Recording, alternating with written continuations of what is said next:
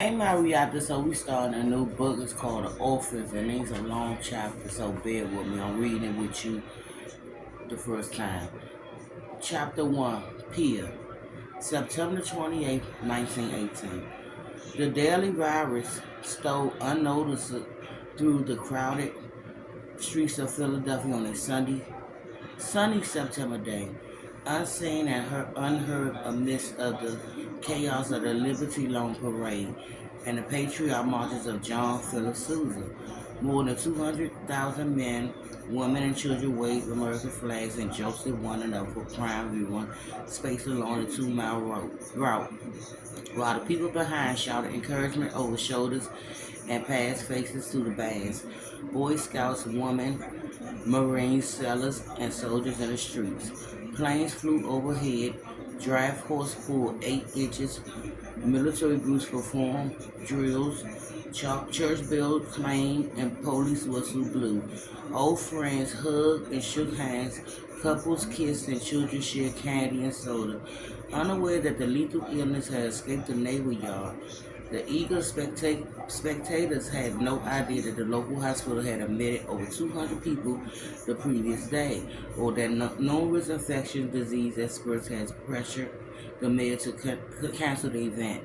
Not that it would have mattered; they were there to support the troops by war bonds and show their time during a time of war, victory in Europe, and keeping the Huns out of America, which America was first and foremost on their mind. Many of the onlookers had heard about the flu hitting Boston and New York, but the director of laboratories at the Phipps Institution of Philadelphia had just announced he identified the cause of the specific influenza causing so much trouble. And the local newspaper said the y'all, the disease posed no danger because it was an old as history and usually accompanied by foul air, fog, and plagues of insects. None of those things were happening in Philadelphia. Therefore, it stood to reason that as long as everyone did what the Board of Health advised, kept their feet dry, stayed warm, ate more onions, and kept their bowels and windows open, they'd be fine. But 13-year-old Pia knew something was wrong, and not because her best friend Finn Duffy had told her about the dead sailors his older brother had been outside a local pub, not because of the posters on the telephone poles and buildings that read, when a blaster cough or sneeze, always place a handkerchief, paper napkin, or fabric of some kind before the face, or cover your mouth. This disease is spread by droplets sprayed from nose and mouth. Pia knew something was wrong because the minute she had followed her mother, who was pushing Pia's twin brother in a wicked baby pram, onto the packed parade route, a sense of unease had come over her, like the dick of air before a summer thunderstorm, or the swirling discomfort in her belly right before she got sick. Feeling distraught in crowds was nothing new to her.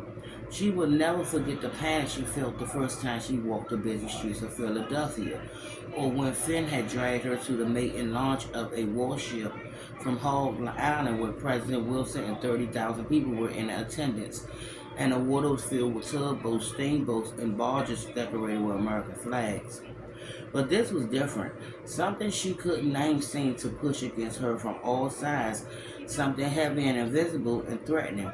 At first she thought it was the heat and the congested sidewalks, but then she recognized the familiar sinking sensation she had grown up trying to avoid, and a sudden overwhelming awareness that something was horribly wrong. She felt like the little girl she had once been, the little girl who had hid behind mutants' aprons when company came, unable to explain why she always wanted to play alone, the little girl who didn't want to shake hands or hug or sit on anyone's lap, the little girl who was grateful to be left out of kickball and jump rope, while at the same time it broke her heart.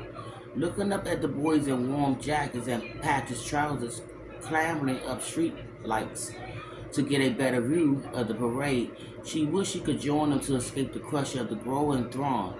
The boys shouted and laughed and waved their news boy caps, hanging like monkeys below giant American flags.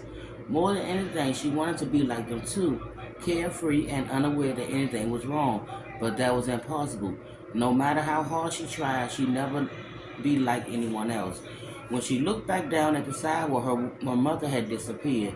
She opened her mouth to shout for her, then bit her tongue. She wasn't supposed to call her muddy anymore, not out loud anyway. Speaking German in public was no longer allowed. Her parents would always be muddy and vague her in her head, no matter what the law said. But she didn't dare drew attention by calling her that in the crowd. Standing on her tippy toes, she see over shoulders and backs. She spotted the top of Muddy's faded brown hat a few yards away and hurried to catch up to her, stopping short and moving sideways to avoid bumping into people on the way. Finally behind Muddy's again, she wiped the sweat from her upper lip and breathed a sign of relief. The last thing she needed was to get lost in the city. Bunching her shoulders to make herself smaller, she stayed as close to Muddy as possible, weaving and ducking to avoid the sea of bare arms and hands all around her, wishing her mother would slow down. If only she would crawl into the baby crying with her twin brother and hide away from beneath their blankets.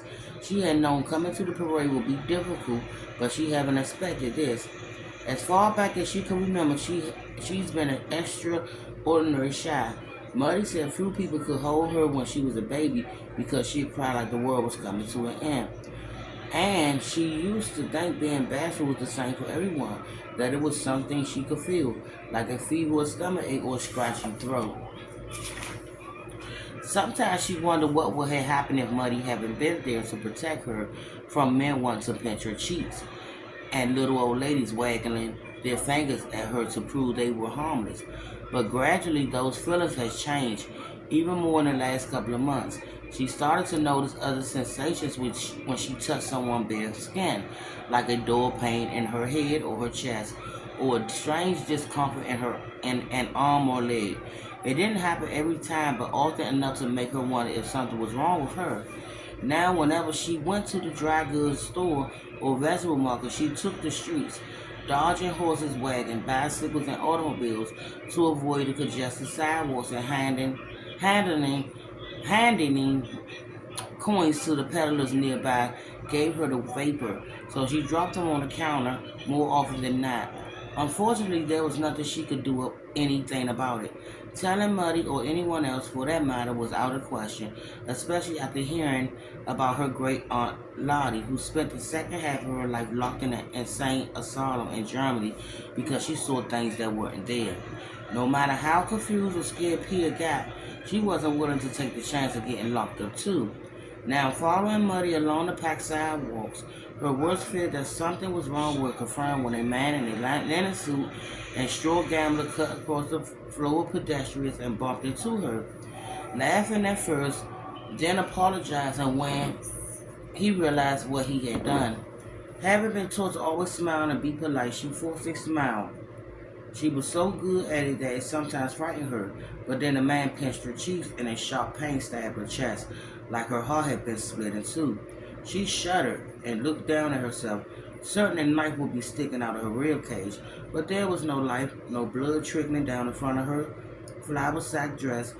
The thin bodice was smooth and spotless, as clean as it had been that morning when she first put it on. She stepped backwards to get away from the man, but he was already gone, the pain disappearing with him. The strength of it left her shaky and weak. Then a small, cool hand lashed onto hers, and her chest constricted, tightened with every breath. She swore she heard her lungs rattle, but couldn't be sure with all the noise. She yanked her hand away and looked down. A little girl in a white ruffled dress gazed at her, smiling until she realized Peter was a stranger. Then fear crumpled her face, and she searched the crowd with frantic eyes before running off, calling for her mother. When she was gone, Peter could breathe normally again. How Peter longed to back in Hazeltown, Pennsylvania, where open spaces were filled with blue skies, squathed wildflowers, and herds of deer instead of miles of pavements, side-by-side buildings, and hordes of people. In Philadelphia, she couldn't walk 10 feet without bumping into someone, and every sight, sound, and smell seemed menacing and foreign. The neighborhood alleys were strewn with garbage and sewage, and the biggest rats she ever seen crawl in nooks and crannies, scampering between walls and passageways. Trolleys and wagons and motor cars fought for space on every street, and more people than she had ever seen at one time seemed to crowd every sidewalk. The city reminded her of a closed beehive, teeming with people instead of insects. Even the row house was filled to overflowing with multiple families squeezed into 2 and 3 rooms. Certainly there has been hardship in the mining village back in Hazleton. The walls of their shacks were paper thin. Everything from their clothes to their kitchen table seemed covered in coal dust. And worst of all, later jobs digging for coal was dangerous and grueling. But it didn't make her any less homesick. She was glad her father had found less dangerous work in the city a little over a year ago, but she missed the chickens in the yard and the neighborhood's hound dogs sleeping under their front porch. She missed taking the dirt path to Widow's Walker's shack to learn how to read and write. She missed the mountain trails and the grass outside their front door. Vader said she missed Hazeltown because she longed for rolling hills and green field of Bavier. And when she reminded him she was only 4 years old when they boarded the ship to America, he laughed and said Germany was in her blood, like her fondness for sweets and his love for her mother. Thinking of her father, her eyes burned. If he were here with them now, she could hold his wide, withering hands in hers and lean against his tall, muscular frame. He squeezed her finger twice in quick succession like he always did, which meant I love you then. She had squeezed back and they smiled at each other. Delighted with their little secret, no one guessed they looking at Vader that he was tender-hearted and always whistling, singing, and making jokes and said they tended to hurry out of the path because of his imposing presence and piano-wide shoulders. With him by her side, she could have moved through the crowded, nearly untouched, but that was impossible because he enlisted in the army 3 months ago, along with 2 of his German-American friends, to prove their loyalty to the United States. Now he was somewhere in France, and she had no idea when he was coming home. Like Muddy said through her tears when he left, moving to the city to keep him safe has done no good at all. Suddenly, a woman in a Lady Livery costume pushed between Pia and her mother, jarring her from her thoughts. When the woman bent full harm, brushed her hand, Pia held her breath, waiting for the strange sensations to start. But to her relief, she felt nothing. She relaxed her tight shoulders and exhaled, trying to calm down. She only had to get through the next hour or so. That was it. Then she could go home to their rooms on Shuck Alley in the 5th Ward, where no one but her loved ones could reach her. Then Muddy stopped to talk to a woman from the greengrocers, and a pair of clammy hands clapped over Pia's eyes. Some was sniggering in her ear. A sharp pain instantly twisted near her rib cage, making her hot and dizzy. She yanked her hands away from her face and spun around. It was Tommy Costa, the freckle-faced boy who teased her during school recess, and 2 of his friends, Angelo and Skip. They laughed and stuck out their tongues at her, then ran away. The discomfort in her ribs went with them. By the time Monty chose a spot to watch the parade, Pia was shaking. She begged her mother to let her stay home. Eva promised to straighten up their 2-room apartment while she and the twins were gone. But despite knowing how Pia felt about large gathering, Muddy insisted. Going to the parade is the only way to prove we are loyal Americans, Muddy said, in a heavily accented English. It's hard after the president was to say all German citizens are alien enemies. I followed the news law. I signed the papers they wanted me to sign, refusing my German citizenship. I do the fingerprints, but I had no money to buy Liberty loans or make a donation to Red Cross. I have to feed you and your brothers, so we must go to the parade, all of us. Even your father fighting in the war is not enough to keep the neighbors happy. But it won't matter if I'm with you or not, Pia said. Everyone will see you there, and the twins will enjoy it. I can make dinner and have it ready when you return. Then, her mother said. As soon as the word came out of her mouth, the worry flickered across her face. I mean, no. You must come with us. The radio and newspapers tell everyone to be watchful of their German-American neighbors and to report to the authorities. Before your father left, a woman shouted at me saying he stole a real American's job. She spit and said, go back where I came from. I'm not leaving you home alone, Pia knew Muddy was right. She suffered enough bullying at school to know everything she said was true. Rumors were flying that German spies were poisoning food. German Americans were secretly holding arms. Some Germans had even been sent to jail or internment camps. The city was plastering with posters showing Germans standing over dead bodies and ads directing people to buy war bonds too. Beat back the Hun. Churches with German congregations had been painted yellow. German language newspapers were shut down, and schools children were forced to sign pledges promising not to use any foreign language whatsoever. As if they weren't enough, a special police group called the Home Guard originally formed to patrol the streets with guns to ensure equated protection of important points in the city: the waterworks and pumping station, the electric light distributing plants, the telephone service, and various power stations and manufacturing plants. Now also patrol the south end of the city to keep an eye on German immigrants. Some companies refused to employ Germans, so Muddy lost her job at the textile mill, and because she needed a permit to withdraw money from the bank, with little cash they had left was kept under a floorboard inside a bedroom cubby. Even sucker rack and hamburgers were renamed Liberty Cabbage and Liberty Sandwiches. But knowing Muddy was right didn't make going to the parade any easier.